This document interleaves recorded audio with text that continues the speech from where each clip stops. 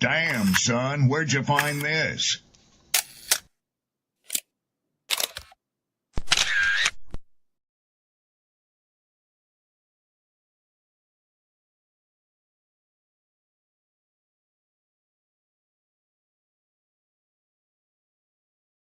People don't be offended by the truth. They be offended because you called out the truth. Simple as that. They don't want to hear any other narrative that makes them look bad. And one thing I can't stand at this big grown age is somebody who act like cause and effect does not exist. Like, yes, your actions caused this outcome. Yes, what you did lit the match. Like, why are you surprised and playing victim? Guys, Chico, they never lied. That's how you know somebody doesn't respect you. They listen to reply, not to be understood. They cut you off. They minimize what actually matters to you. They laugh at your boundaries, and then they call you sensitive when you try to hold the line. They show up late, they cancel last minute, forget the things you've told them, because in their world, your time, your energy, even your voice aren't a priority. They're just an option. You see, there are two kinds of people. Those who adjust when they realize they've actually hurt you, and those who expect you to adjust so they don't have to change. You don't need to be disrespected loudly to be disrespected deeply. Sometimes you'll see it. It's just in their tone, in their patterns, in the silence after you're known. Respect isn't what they say when they're watching. It's how they act when they think you'll tolerate it.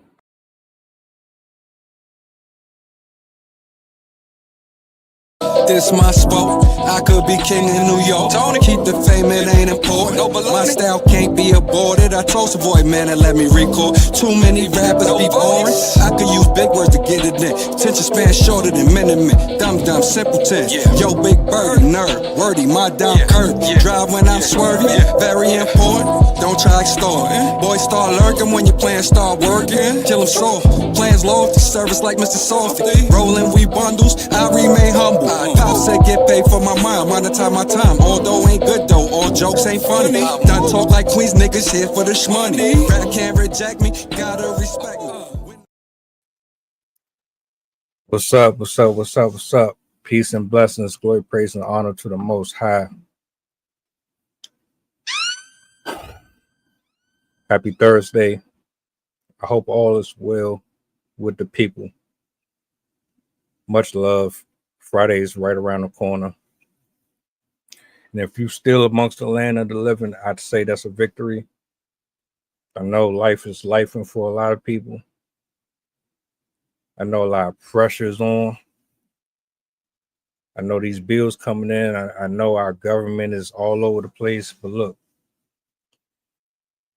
we here, and I want to make the best of it and the most of it. Shout outs to my poets, my writers, my content creators. I always got to get my flowers out. I got somebody here that I want to bring to the stage, making his first appearance on the show. Do me a solid. Give them a warm welcome. I'm excited about this discussion. And without further ado, let me bring this brother up. I'm gonna let him give his own personal introduction. What's going on, partner? How you feeling, brother? Hold on. Hey, what's going on, sir? How you doing? I'm good, man. How you feeling? You all right? Yeah, I feel amazing, man. Feel great and happy to have the opportunity to be on the show with you this afternoon, man. Appreciate it. Glad to have you. Man. You want to tell the people a little bit about yourself before we get into the actual topic for this evening? Yeah, absolutely. Coach Trail, I'm based out of San Antonio, Texas. Represent Limitless Leads Coaching. 20 years, retired veteran. Served in the United States Air Force, retired out in San Antonio, Texas, and just trying to find a way to get in and give back to the community. And thanks for giving me the platform for that opportunity. Well, that's what this is all about, man. Community, about trying to bring more awareness to the public, pull some people out of darkness, show the world, or at least this side of the internet, that everything is not chaotic and drama filled. We are like solution based. So this should be interesting, man. Absolutely. Yeah. I got the clip. I'm gonna bring it up on a big screen. For the people who are not familiar with this particular story, this young man had some things going on in school, and the teacher was not very helpful at all. In fact, it kind of rubbed a lot of people the wrong way. So I'm a roll the clip, and we'll just start off with initial thoughts and things of that nature. Sound good? Absolutely. Let's do it.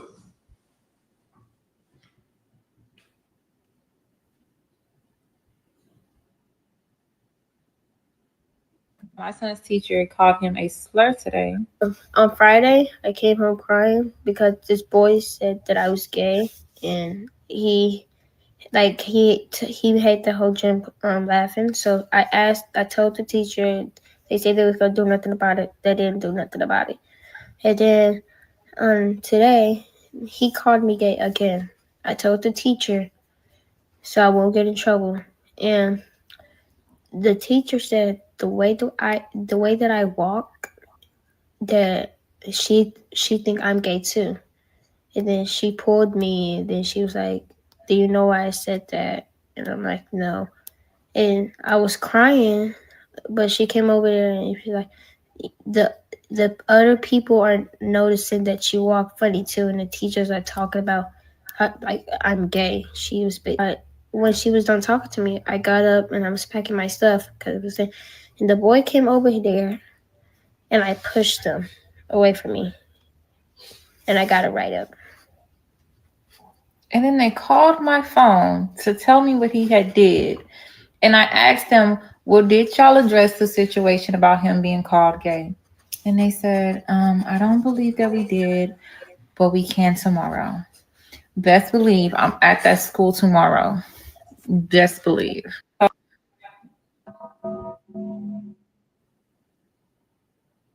And there you have it. Wow, that's crazy.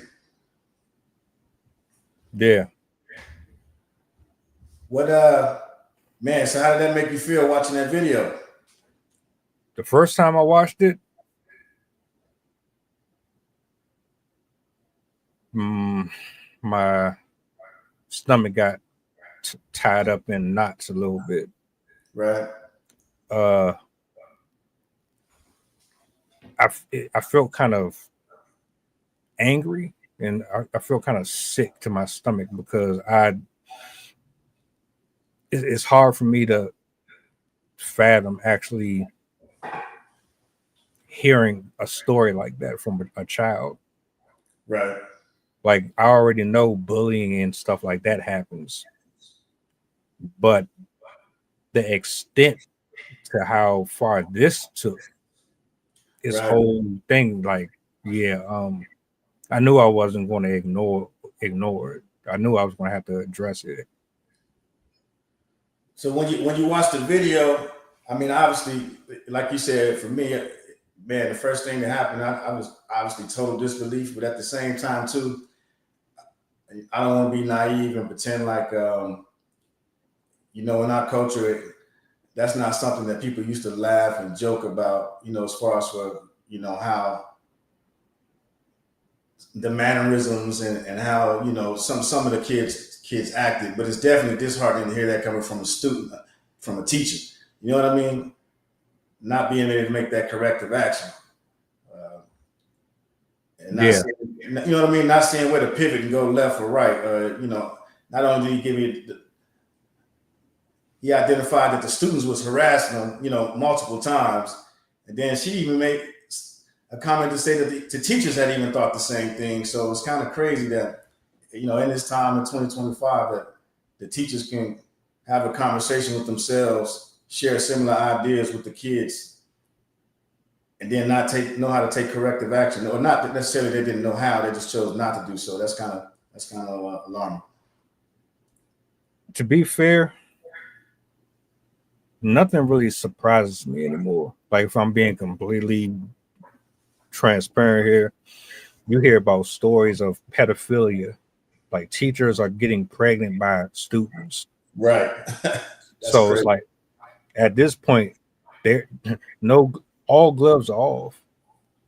I don't really expect anything in 2025 to surprise me. The things that you would expect to never happen, now it's like, oh, I kind of figured this was going to eventually come up, because for so many reasons.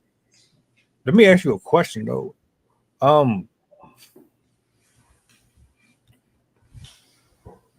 Is this going to be normal? Are we getting to a point to where this is going to be normalized? As far as for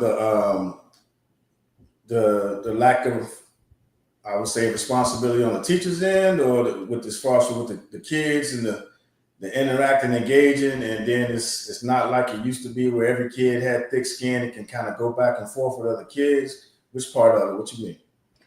Collectively. Like, because kids are shooting up schools. I just finished doing a story the other day. A elementary school kid came into the school and shot the teacher. Yeah, I saw that. Yeah, and then another one a while back, a 7-year-old saved the classroom by disarming a gun, but he got suspended for it. Right. So, like, I don't think kids have tough skin anymore. I think they're more sensitive now. I don't think that a lot of parents are parents anymore. I think the younger we have children, the worse it's gotten. Like, I don't know. It's hard to pinpoint. I remember being, 11, 12, my hormones kicked in, but I still didn't even know about sex. It was kids that knew about it before I knew about it, in like the fifth grade. And I'm just looking at the time lapse. It was a point where I didn't know nothing about lesbianism. I knew about joning and roasting and stuff like that. I didn't know about men on men and girl on girl and all that. It's something about my generation that fell off and didn't step in and do what they were supposed to do, that I'm seeing like this generational curse follow these kids the younger and younger they get. But like, overall, do you think that this is only going to get worse? Well, I mean, that's kind of a lot to unpack there, right? So we started with talking about the teachers, and then just kind of the behavior, lack of discipline, going both ways on the students' behalf and as well as with the teachers. I'll just say I know from working with some of the teachers within the school systems, because like you mentioned earlier, that it's not like it used to be, and some of the teachers are engaging in extracurricular activities with the students and things of that nature. Just like I think everything else and all the other jobs out there, things have changed. You have a kind of a change in the guard that's going on. You have people that's been in place for a while, and then you have the new generation of folks that are entering the workforce. But I think a lot of the issues that's taking place is the people that's already the old guard that's there. The new generation that's the changing in the guard is equivalent to their kids, and so there's probably a lack of respect from the older generation to the younger generation, and so therefore the younger generation has a lack of respect for the older generation, because probably goes, which could possibly take place at the home as well. And so there's no training in the workplace, right? And then it's a low-paid job. It's not a lot of. It's not a high paying job. It's a lot of teachers, you hear about how them coming out of their own pockets, putting a lot of own sweat and blood and tears into it, overpaid, underpaid, and over delivered. So I think a lot of those things kind of in totality is why you're seeing things like that happen in the school environment. Lack of discipline, lack of professionalism, things that, we can work on as a people by providing, leadership development, maybe teaching them about communication, boundaries, and different things like that. Maybe even going over ethics. Just kind of maybe adding some structure in some places, because that's what I kind of see a lot missing in the world. Period, is structure. Everybody, this is kind of like disorganized chaos, not even organized chaos. So I think that's a lot of the issues. So to wrap it up, to answer your question, I don't see things getting better if we don't start putting better systems in place to add more structure. It seems like we're taking away structure versus adding structure or being consistent with the structure. I agree. It's bad when you have recurring school shootings.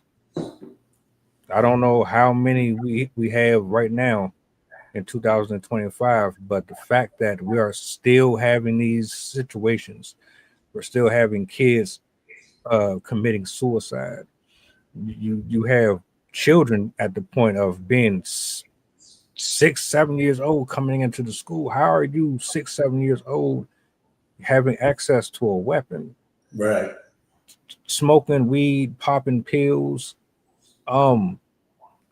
Everything feels lawless. And so I'll say this, a lot of this I blame on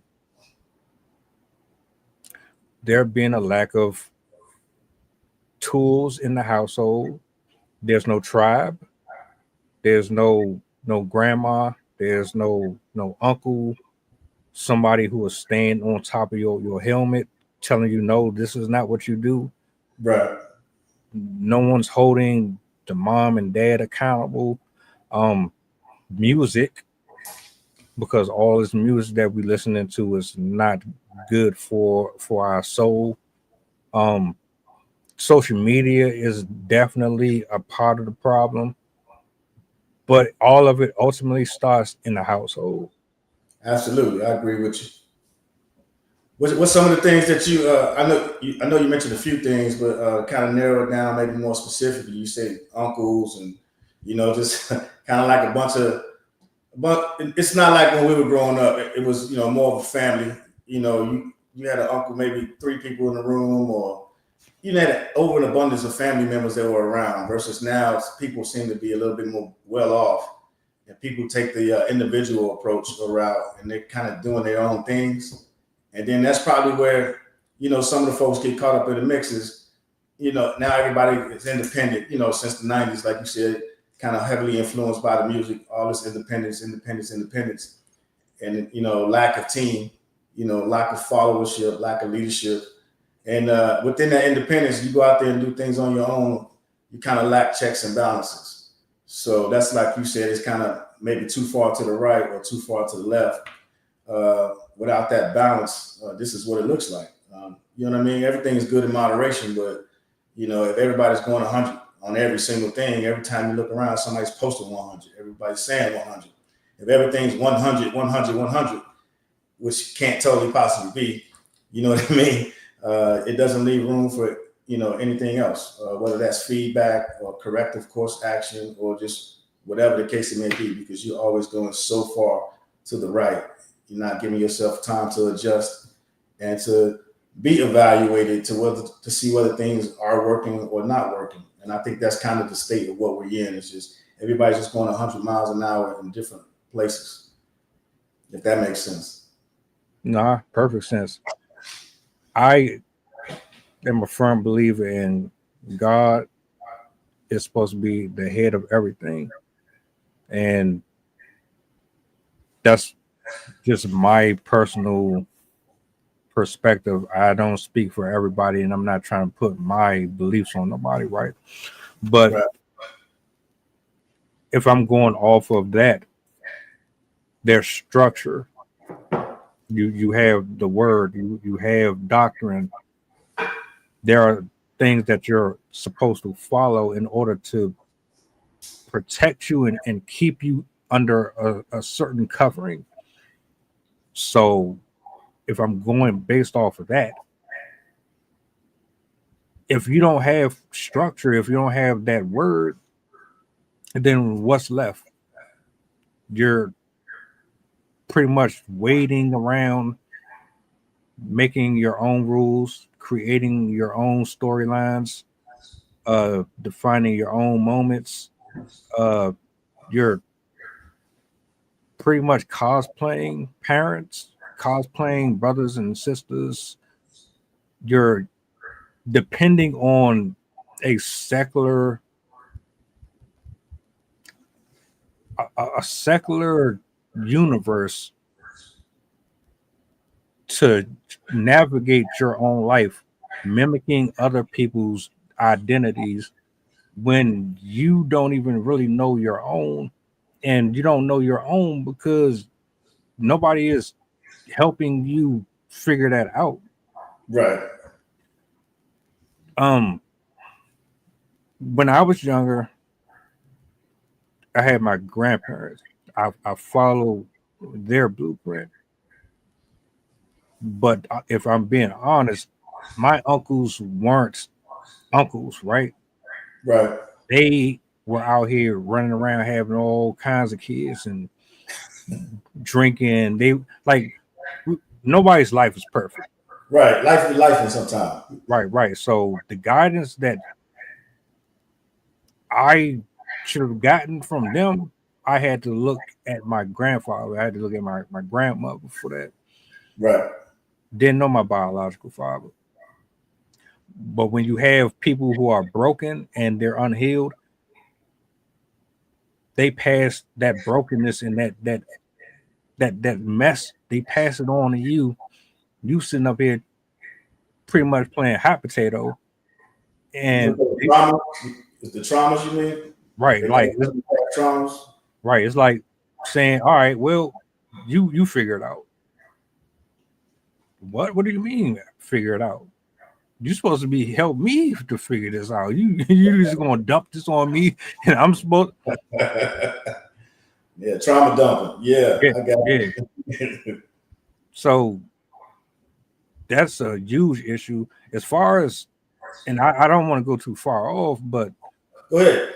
With the teacher and the student situation, the bullying has never gone away. Right. I don't think it's ever going to go away. And that part always, like, how is it that we know bullying exists, but we never stop it? Easy, man, because bullying has always been around. It's always going to be around. It changes its name as you get older, and it just becomes a process of elimination. I mean, because bullying it weeds you out of things. Not saying it was a good thing or a bad thing, but at that particular age, I think the name bullying, because at that age, kids on the playground back in the day, the biggest kid picking on the younger kid, and so it was a way of weeding people out. People, it was same thing for playing basketball, dodgeball. If you pick the smallest kid last, and your objective was to win, I mean, technically that could be considered to be bullying. If the smallest person always gets picked last, right? I mean, so I guess it depends on the context, and I think we relied on it because we said those are the things that will make you tougher. It builds resilience. If you go through it and it'll either shape or mold you. People always use the references that pressure, builds diamonds, pressure busts pipes. It's always something in that reference where you have to go through some type of struggle, and that's the justification behind it. So I think that's why it was justified, when they were younger, and then as far as when individuals get older, it's justified as well as far as a process of elimination. But I'm not saying it's good or bad. There can be other ways to go about doing it, which I think there are, and they just label other names like hazing or whatever the case may be. So different things like that. So people justify it for whatever need that they need it for.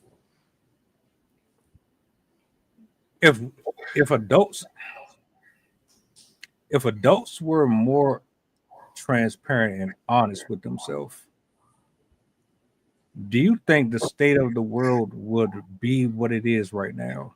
Well, I think if adults knew how to communicate and they knew who actually they were, instead of trying to, as you mentioned earlier, cosplay, most people don't know who they are as individuals. They're so busy trying to be other people.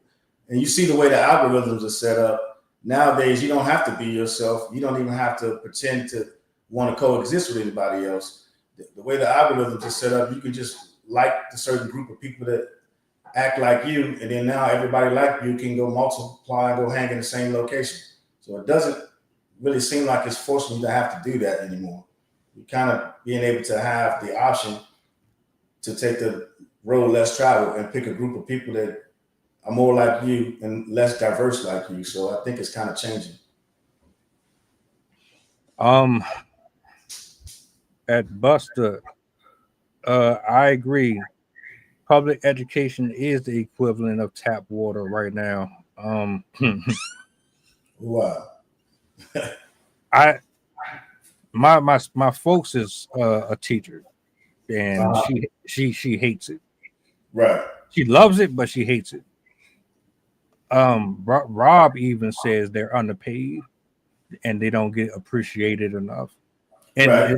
it's I don't even want to blame that on a grown adult operating like a child, because whether or not you're getting X amount of dollars or not, you're still an adult. You have a responsibility to cultivate these minds for 8 hours. Yeah, so I mean, you signed a contract, you applied for the job, and it may sound rough and cruel, but you agreed to uphold those standards and those obligations. Now, if you don't like the pay, there's other options out there that you can possibly do. Maybe look at starting to do something new in the teacher system, like a trainer program. Maybe only keeping them around for 3 years and finding something else for them to do, so that way they don't get burnt out. Right. Same things happen in the military. Military, they're overworked and underpaid, and they're asked to go out there and put their life on the line for all types of things. And people will say that they get the best benefits in the world, which isn't necessarily true. If you sit down with a veteran or disabled veteran like myself, we can talk about that kind of stuff. But the point is if you're looking for a job and you're unhappy, and you can't just blame the amount of pay to not, put the effort in and make sure that you're fulfilling those obligations of the contract that you signed up for. Now, if there's something wrong and the system is not treating you right, then there's a process, file the paperwork, get with a group, your local nonprofit or something along those lines, and file complaints and all those other issues that you have to do. But you just can't say, that I'm not getting paid enough, so I'm not going to do my job. I mean, that's just not unacceptable anywhere, no matter what the position is. Don't take a job that you don't want to do. Absolutely. Right? That should be step one. But out of necessity, people take jobs, and the lack of jobs out in the community right now, because times are hard. But at the same time, you shouldn't take a job and then, mistreat other people's kids, and other people's, and then, just not do the due diligence on your responsibilities to be negligent. That's just, it's not accepted anywhere. It shouldn't be accepted. Right.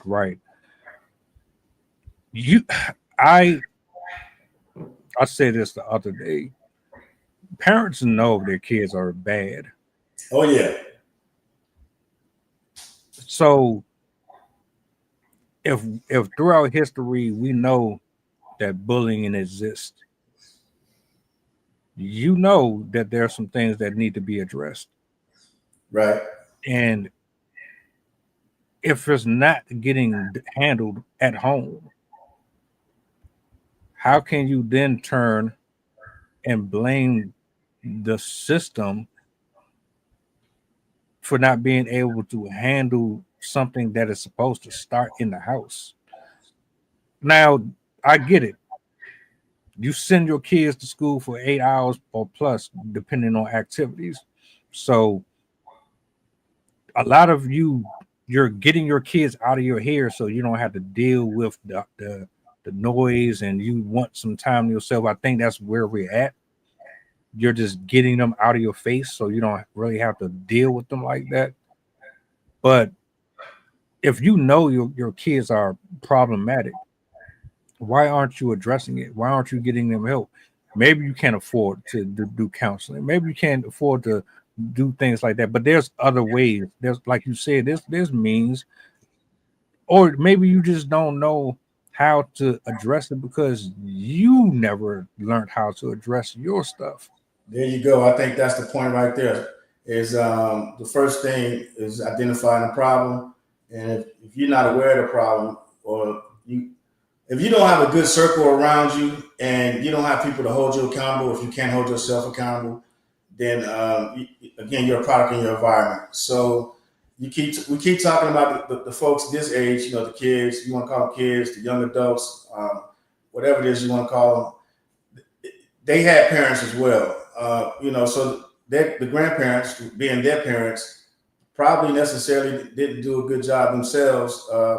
So you can't completely blame this generation, but you can provide some training programs out there. They got to want to put the work in it, but there can be some programs. I'm sure there's thousands of programs that are out there.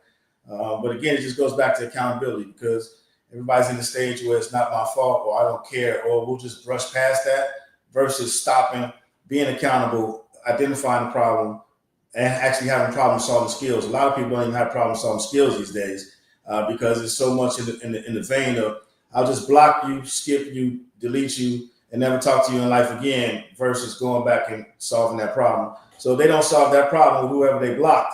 They're carrying the same issue, which is them, you know, the law of the mirror, taking that over to the next situation or relationship, and it's the same thing all over again. So again, it goes back to what we were saying is people are now tending to hang out with groups where they all have the similar or like, you know, style, identities, and or responsibilities and things that they're doing to get through in their everyday daily life. So that's the kind of the issue that we're in right now. It's sad. It really is, man. Right. Every time I scroll social media and I'm seeing these stories, kids missing, and this, that, and the third, it's like, Right. what's going on? Right. What's happening? I mean, because I love to self-reflect. That's one of my favorite pastimes. So I'm always trying to figure out how can I be better than I was the day before, Right. or how can I attack and address the root of whatever it is in me that is keeping me from getting further ahead, whether it's communicating or is addressing something. How can I deal with that? And I had to teach myself a lot of that stuff. It wasn't something that was given to me as I got older. And I don't think a lot of people really truly understand what they are doing, not just to themselves, but to everyone that comes into contact with them. Because of your patterns and your behaviors and your characteristics, you might normalize them, but to the rest of the world, there's nothing normal about them. Stevie, what's up? What's up? Yeah, no, I agree with you. You only know what you know, right? If you, as a kid, if you were putting your shoes on the wrong foot every day, and that's all you knew, you would do it every day. And then somebody, a bully or somebody would say, "Hey, you got your shoes on the wrong foot. You look weird." Right? Now, depending on how they accept that constructive criticism or bullying, they may feel like that person's picking on them. Depending on the delivery, or, you know, or whatever the case may be, of the said bully, probably could have said it nicer. This kid goes home, and why is this person putting shoes on the wrong foot? But the point is, the person's putting shoes on the wrong foot, and they don't know any different because they haven't been taught any different from at home, right? So they don't know if it's uncomfortable or feel the discomfort because that's just what they've been doing. Like you said earlier, those patterns. It's all about the pattern. So it starts at home with them teaching, and they can't teach if they don't know themselves. So again, it goes back. if they thinking they're doing the best thing that they can be doing without being provided constructive criticism and positive feedback, then they're going to pass down those bad habits down to their kids, or they won't pay that close attention to if they weren't paid attention to themselves. Remember, our generation were latchkey kids, so we went home with keys on around our neck, and parents didn't get home till 5, 6 o'clock. So, you know what I mean? Between 7 and 5 o'clock, you did whatever you wanted to do. You know what I mean? So it's a little bit different these days. Again, it goes back to those problem-solving skills or lack thereof. So it's the difference in tradition and passing down on, you know, family values and responsibilities, man. That's really what it boils down to. How much of this? All right, this is where I'm at, because I believe we pretty much agree that the root of the problem is at home. How much of this is on the parents, and how much of this is on the teacher in this particular case? In this particular case, I have no idea. I don't, you know, from that clip, we definitely don't have enough information, but I'm sure this wasn't the first time, right? Because the young man mentioned that the kids laughed. The bully came in and told the kids in the gym. So that means he might have told other people in the other rooms. He mentioned that it might have happened multiple times. So you don't know if he told his mom or not. So without that information, and then we don't know how many actual times that the teachers engaged either. But either way, I would say the teacher's fault, because the teachers were communicating with themselves about it, and it didn't stop there, then that's probably an issue right there, right? The buck should have stopped somewhere in between there. It shouldn't be 2 teachers or 3, 4, 5, or 6. Now that's water cooler talk, and now it's gossip, right? So it's not like they were in a staff meeting, or this is not what they said. So we don't have all the information. It's not like they were in a meeting and they were talking about corrective course of actions on how to fix this. We didn't hear any of that. So without hearing that information, it's kind of hard to say who's exactly at fault. But again, the patterns are there. So you can look either way. The patterns from the home side and the patterns from the school side as well. So there was comments in the comment section of that video. Okay. Where there were people that said that the mom made the child soft.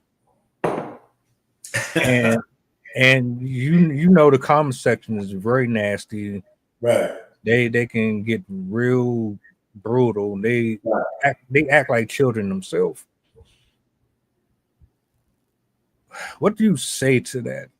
What do you say to somebody who says, "Oh, well, my kid is just being a kid, but because he doesn't," first of all, we don't know if he has his father or not. And just because he has his father and mother, him talking the way he does and walking the way he does not mean that he's this or that. He's him. He's trying to be himself. But oh, my bad. Go ahead. My last part. How do you go off of a clip, or in this culture, what we do is based on a person's appearance, how they talk, how they walk, if they have a low tone, a high tone, depending on if they're quiet, or why do we always try to demonize something that does not fit into the stereotypical toxic norm? Yeah, so I don't know about demonizing, right? But so you what you got to realize, man, is the U.S. is we're culture based off of fads, what's cool, depending on who's setting styles, trends, and all that other kind of stuff. Everybody doesn't grow and develop at the same time, right? So I do personality assessments, DISC assessments, D, dominant, I, influencing, S, social, C, conscientious. everybody has their own personality, and you know, it's a lot to do with nature versus nurture, depending on where you're coming from. You know, quote unquote, coming from the street, having one parent in the house, two parents in the house. Just depends on how you were raised. So you naturally inside you have your own personality, and at a certain age, you stop adapting to other people's personalities and start to morph into your own. But it depends on what they're going through in their lives. You have the ability to go online with all that information, and with all that being said, and you can either pass on your opinion, and you don't know if that's their opinion on how they actually feel or not, or they could just be projecting. But if you're going to put your information out there, either way, you just have to be able to deal with what comes. Or if they have those block features and all those other things that you don't want people to engage with your content, you know, or pass their opinion onto you, then you need to turn that stuff off, because again, it's about balance. Take the positive comments, take the negative comments. If it doesn't work for you, it doesn't work for you. Don't internalize it. Don't take it personally. Take the emotion out of it. You know, it's just words on the screen. It's no different from you reading a book with the author of the book cussing you out. You know, they insulting you. You know what I mean? If you're reading a novelty book or whatever you're reading, man, it's completely up to you. But don't internalize it. Take the emotion out of it. Read it. If it ain't for you, then why you getting so frustrated and upset? It's just that simple. You're giving people power that shouldn't have any power over you, and that's why the internet is it's a powerful thing, because mentally it can if you're not strong and you're not capable of handling such criticism, then you won't be prepared to take all that information directly and live up front and internalize it by yourself when you turn off the computer. Because won't anybody be there but you. You got, like Jay-Z said, you was who you was before you got here, right? So you're gonna have to deal with that when you get off. So don't read it. You don't like scary movies? Don't watch the scary movie. There's no value for you there if it's not for you. And you need to know who you are, know your worth, know your value, and know what's valuable to you and what's not valuable to you. You're giving people access to you that they shouldn't have access. And that's why you feel the way you feel. Yeah. I read these comments. I listen to some people talk, and I go into a time machine. Okay. Tell me about it. So there are stereotypes on all races. Absolutely. And most of them are false. Many of them, in fact, are designed to me to create this barrier between communities, and they have more sinister intentions than people realize they do. Right. The only reason I believe this is because I've seen variety. I've seen Hispanics who are hella cool. They funny. They're hard workers. They're super supportive. Okay. And then I've seen Hispanics that are capable of doing some of the most wicked things that you could ever think of. Okay. That's with every culture. But for whatever reason, we put these numbers next to skin complexion and then say, well, this person is more likely to do this because of their color. No, most people are capable of doing the exact same things. Some stuff just gets put on social media more. And the point that I'm trying to make is the bullying stuff, it comes from some intrinsic, inherited place with whoever it might have come from. And for folks to be as old as they are, to be having, like, if you're going to have conversations about things like this, right, at least be helpful. I don't like people who gossip. I don't like people who backbite. People who gossip, I know you're talking about me too. Right. People who gossip, you don't offer nothing. There's no solutions. You're negative. You're hating on people or talking down on people like you're high and mighty, but you're not offering solutions. Oh, he's homeless. Oh, he stink. Or his shoes don't fit him. Well, why don't you pray for him? Why don't you offer him some help? Why don't you guide them to a shelter? Oh, this person needs deodorant, or this person needs this, or let me jump in. Let me jump in. So just to play devil's advocate, right? Because I think everybody grandmamas used to gossip back in the day, didn't they? And that's how you got the information passed around. You know what I'm saying? That was kind of like the internet before the internet. So I think it got a lot to do with intent. So depending on what your intent, if your intent is to spread like harmful things about people, some people, and that's why I say it goes back to the personalities, because some people, they just may be happy people and I'm not saying it's good or bad, right? But they just may be just happy to have information, and their information is, and they may get some type of gratification or reciprocation by sharing that information with somebody, and they may show gratitude. Hey, thanks for that information, and not saying that's good, bad, or indifferent, but I'm just saying I think it might depend on the intent behind it. But I totally get what you're saying. If it's malicious and they're trying to spread it to hurt people and do harmful things, I definitely agree with you. But I just thought about my grandmother, man, when you was talking about gossiping. And she had the best of intentions. You know what I mean? She just had everybody's information. She was like this encyclopedia. You pick up the phone, anything you needed, she had the info. But you know what I mean? That's still considered gossiping. But I just want to give you that little bit of information. My bad. Hey, man, no, you good. Look, hey, my grandmother was cutthroat. I like rest in peace to her. She was funny as hell. She didn't care. She would crack on anybody. If you was overweight, she would crack on you. Right. Yeah. If an ambulance pulled up down the street, she was standing at the window looking out. Right. Yeah, she did that. But see, she wasn't on that. She wasn't like, oh, I hate that person, and just it was like what you were saying. Yeah, right? Yeah. My position is, and I concede to what you say. I agree. My position is, all right, if I'm gonna do a live stream or I'm gonna do a upload and I'm talking about a specific person, I'm not talking about the person itself. I'm referring more or less to the negative traits within the person that somebody might identify with. And I'm saying, hey, you don't want to really do this because you might end up in jail, or you might get sick or something like that.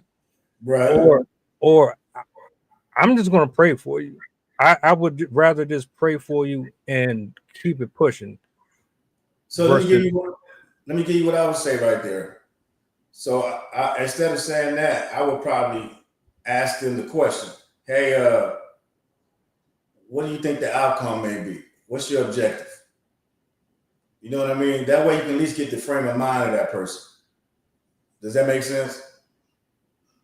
So then we, because you're saying, how can we do it? At least we can establish some type of dialogue, you know what I mean, that way.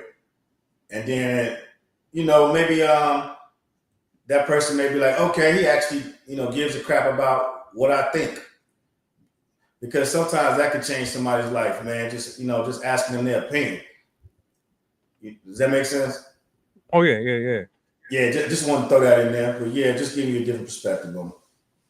Nah, you good. I don't know. I hate seeing stories like this, man. No, yeah, for sure, man. So some of the other stuff I do, man, is I work with schools and with the teachers, helping them, develop plans and working with stuff like classroom management, student engagement, and motivation programs.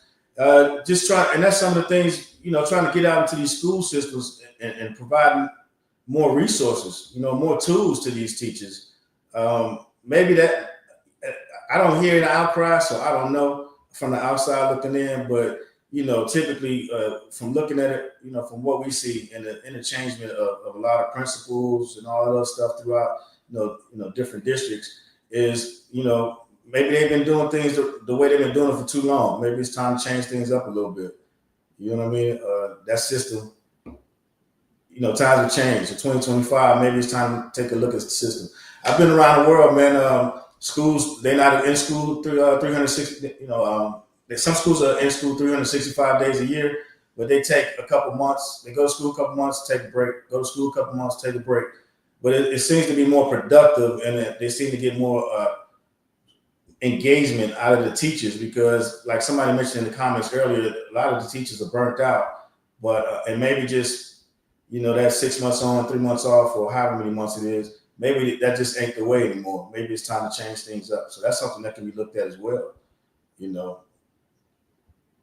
Do you think paying these teachers more would incentivize them to do better? No. No. Listen, man, it probably is. I'm sure it has a lot to do with training. You're in a position in the field where the retention rate is high. You're in a field where they can't keep people, and then if you give them more money, I mean, you're not addressing any of the issues or the behaviors, and that seems to be the issue. So again, maybe look at the training. Maybe you can raise the pay and then increase the training, right? So you raise the pay, but in the beginning, they have to go through more training and in order to meet a certain threshold versus getting a teacher certificate, being able to teach, in lieu of, a degree or the different programs. There's so many different incentives that are out there. And it's kind of like the military. Times got hard, retention levels got low. They just started letting anybody in. You know what I mean? You let anybody can do it. There's no standards. There's no quotas. Then how you upset about who you have engaging and doing the type of things that you're doing. So you got to keep the standards. You got to keep quotas. You can definitely raise the pay, but I think you have to add more things into the training. More disciplined things to make it more structured. But then it might not be as appealing either to people to apply for that type of position. So that might be the other side of it. You got to have a look. Don't do nothing you don't love. I understand we got to make money. I get it. Trust me. I've taken jobs just because I just need a paycheck. I didn't even really want to be there, but you see the difference. Yeah, man, you can be shoveling poop on the side of the highway, man. You got a good crew with you. It's the best job in the world. You know what I'm saying? Again, it's about the people. It's the people, man. You got to take care of your people. Yeah, like that first section 8 said, preparing them for society versus teaching them the instructions and allowing them to function. Absolutely, they're teaching them basically how to function and not to be functionable. So yeah, hey, look, this is how you function in society. Not how you make a difference. Go out there, be thought provoking and make changes. Just keep giving them the bare minimum. But again, it's not the teacher's fault; it's the system. So I think we're at the solution-based portion of the stream. All right. Where do we start? How do we attack it? I know we can't just go into all of it at once, but we can at least start somewhere. Where would you say, all right, this is where we need to begin first, and then we'll work our way to everything else in the process? The first thing you need is a team of people who want to help, man. This is like a rescue mission. You need a team of people that want to help. And then once you get that team, let's just throw a number out there. You got 20 teachers on standby, or not teachers, but anybody, motivated individuals that can provide positive productivity. So once you get that team, then you ask people to raise their hand up and who identifies that they need help. Okay, you need help. What's your plan? What's your course of action? Because I got 5 people I can send over there. We got 6 months to get you. You know what I'm saying? You go in there, destroy and rebuild. Get rid of that old mentality, that old way of thinking, rebuild a new way of thinking, a new mentality. And then you move on to the next one. But the most important thing is you got to follow up, man. You can't just go out there and say one thing and do one thing. It's about the follow up. 6 months, 12 months, 24 months, 48 months, put them on a 6-month plan. You know what I mean? Add incentives as you follow up and they hit these significant landmarks and improvements. You dump bonuses out there to the teachers. Dangle that carrot out there. The more you show increase and more productivity, the more you get these things. But again, they gotta want to make the change. We can come up with all these solutions all day, but they gotta want to put forth the effort into it. That's a fact. That's definitely a fact. And I know I want to shout out the schools and the principals and the teachers and the teachers' aides that actually care, because I'm not blind. I know we don't have this everywhere. There are places where they actually have structure and they do their part, right? But we're addressing the actual locations and places where these things are more prominent. Matter of fact, I got you, Section 8. I got you. I'm having an issue with my QR thing, but I got you covered. I would say at least one of these, but you're right as far as having that collective. Start at home first. Matter of fact, I would go as far as to say they need to start having board meetings where parents are included. You have more surveys, you have more inclusive scenarios where you can bring these parents into what's going on with the school. I know they do it, but I don't think that they implement it high enough and get the grievances out. Like I don't know. It just feels like there are some people who are more invested than others. Like for example, if you don't appreciate me at work, I'm not going to give you 100%. I'm going to start to drop off. I might go from 100 to 65. I might go from 65 to 70. It really depends on how you make me feel that day.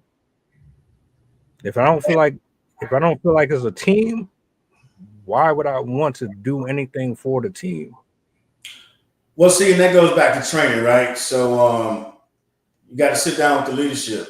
A lot of times, and I think everybody knows it, it's no secret. A lot of times people are in a position of leadership and they're not qualified for the job. So that's why, again, you have to go out there and, the people that's going to self-identify, they're going to be the ones that you want to work with because they're going to be the ones that's coachable. You got to be coachable in order to make change. You can't just, you just can't, you know what I mean? You got to be flexible, you got to be open-minded, and you got to be coachable. And then once you establish that, everybody's different. Everybody's not going to feel like how you just said you want to feel, appreciated. Some people don't care. Just give me the check, man, I'm out of here for. I don't care about you appreciating me. This ain't personal, it's business. So again, it just depends on, you got to identify the personality of the people that you got working with you. And then you got to be able to manage those personalities. Because you can, just because you sit in the manager's position and got degrees and all that other stuff, don't mean you know how to manage people. You know what I mean? There's a difference. The difference between managing people and leading people. And so you got to identify which one these people are doing. And then again, you got to identify what motivates everybody. Timmy might like to be, motivated by a good job. Johnny might need an extra $5 bump in his pay. Tiffany might need to get out of there early because she got kids. Whatever it is being open-minded and taking care of your people. And that's the objective. So again, you take the emotion out of it and let's figure out, hey, what the hell is going to make this thing function and work the way it's supposed to do. And once you get that done, it's easy. It's too easy. Nice. And I'm all on board with that. My final thoughts. Let kids be kids. Oh yeah. many of us are confused about what we want to do in life. We're trying to figure out if we want to be a police officer or a firefighter. We're trying to figure out if we want to be an adventurer or a librarian. You're not making it easier when you are constantly saying all cops are bad, and you're saying F them and F this and don't trust this. Well, the whole point of our children being the future is so that we have something better than what we had before. I personally will want my child to be as healthy and happy as possible. If you like playing Yu-Gi-Oh, play Yu-Gi-Oh. If you like anime, you like anime. If you want to skydive, that's going to be a long conversation. do what you love. The whole point is I don't want you to learn how to be who you really are the hard way. Going outside my house looking for answers in broken places. And I think more adults need to take that serious. You're allowing your kids to be influenced by the wrong things and the wrong types of people. Everybody's not horrible, but we got a lot of monsters out here, a lot of them. So, hey, I hope this helps somebody. I do. I do. The bullying thing too. The bullying thing. You know your kid's bad as hell. You know your kid's bad as hell. Go whoop their ass. My grandmother whooped my ass. My uncles would whoop my ass. My peoples would beat me. I remember one day I set the house on fire. It was an accident. I'm sorry, it was an accident. I tried to hide under the bed. My mom's came from wherever she was, and I was under the bed. She pulled me from under the bed and put the belt to me. I'm not saying like throw stones at your children, but you're not supposed to spare the rod either. Yeah, hey man, do what works for you.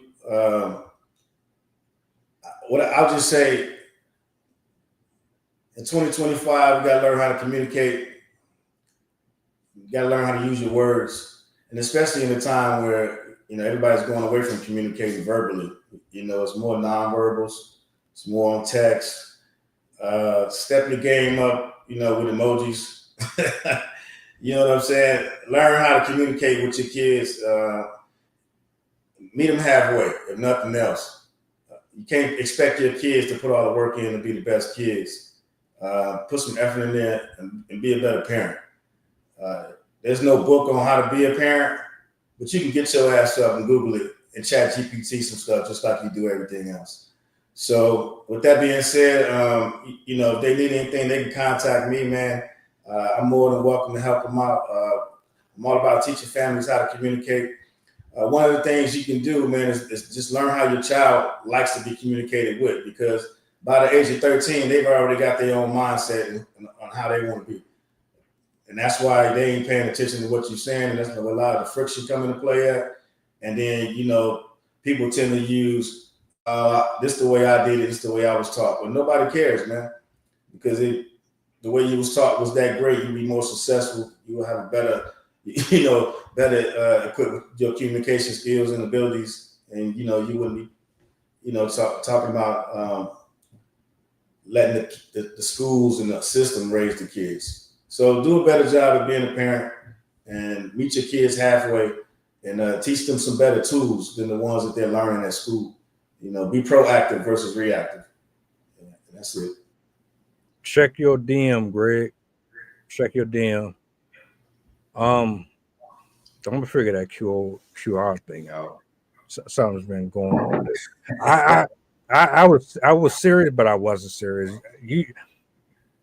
I'm not telling. Look, we need to learn how to communicate better. That's all I'm gonna say. Hey, yeah. Everybody's got their own way, man. You got to figure it out, man. You know what I'm saying? Yes, exactly. Look, man, I appreciate you, bro. Your wisdom. I learned something here every time I have these conversations. It doesn't really matter how old you are. You're never too old to learn something new, right? So, yeah, for sure. You're definitely a gem here. I'm glad you could make it, and I put Greg in contact with you, so he should be following you on IG. I'm gonna try to figure out the QR thing so I can get it back on the screen at some point. Shout out to Squish Arcana, Greg, Tiffany. I see you. Appreciate y'all. Michelle K. Campbell, appreciate you for pulling up. How many people you got in there, man? You got a lot of people in there?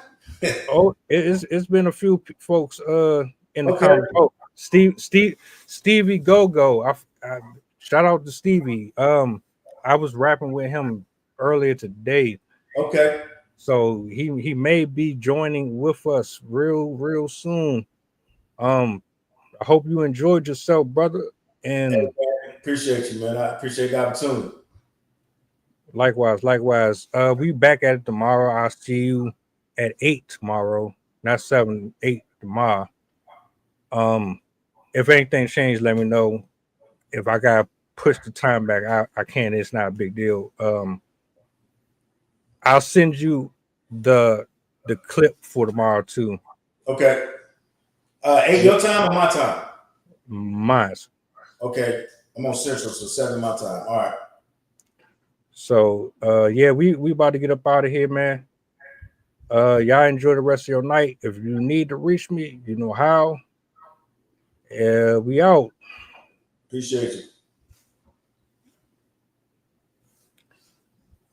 This my spot. I could be king in New York. Don't keep the fame, it ain't important. My style can't be aborted. I told the boy, man, and let me recall. Too many rappers be boring. I could use big words to get it in. Attention span shorter than Minutemen. Dumb, simpleton. Yo, big bird, nerd, wordy, my dumb curve. Drive when I'm swerving, very important. Don't try to extort. Boys start lurking when your plans start working. Kill them soft. Plans lofty, service like Mr. Softly. Rolling we bundles, I remain humble. Pop said get paid for my mind, monetize my time. Although ain't good though, all jokes ain't funny. Done talk like queens, niggas here for the shmoney. Rap can't reject me, gotta respect me.